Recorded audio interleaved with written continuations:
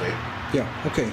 We're here with Danny Adler. His brainchild is let's be the last people to ever record at the King Record Studios, which is going to be no mean feat considering the condition of the studios. So I brought my battery-powered remote rig, and we're going to get a couple of tunes done that have some association with the studio. So first time I was here was in 1963, and I used to come in and watch him working at different times. Then I auditioned finally in 1968 when I was 19, and you saw this place working, and you kind of know the way it was laid out. So yes. Why don't you just tell us what you remember? I'll follow behind you, and hopefully we won't trip over a whole bunch of shit. This was basically the pressing plant was to the east of us. Yeah. And this was mastering and plating. Where we are now?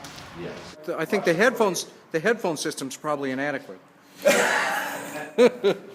No, there's some cans around here. There's some very good. This is more the warehouse area, and you can see the loading docks were there.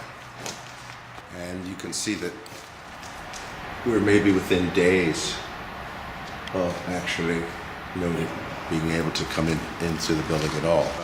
We ain't seen nothing yet. Yeah. So here's Bill's setup for our stealth recording.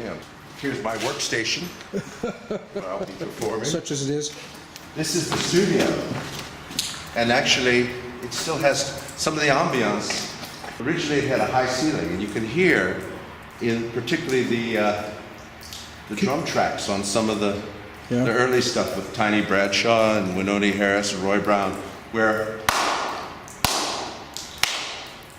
there was a very resonant quality to the room. And cinder block walls, pretty high though. I mean, what is that? What do you think? That's a 30-foot ceiling at least? Yeah, and this was originally an ice house. So. All right, so we got our little setup here. We're using a stereo ribbon mic and an AKG C535 on the vocal, and we're taking the guitar direct too. So it's a 4-input recording. We've got people kind of hanging around out the front door. Somehow it ends up being a pilgrimage to King Records this day. We told them we were electrical contractors. So if we go out there and start grabbing guitars and mic stands to finish setting up, well, the jig is kind of up. So we're going to go out and check that out now.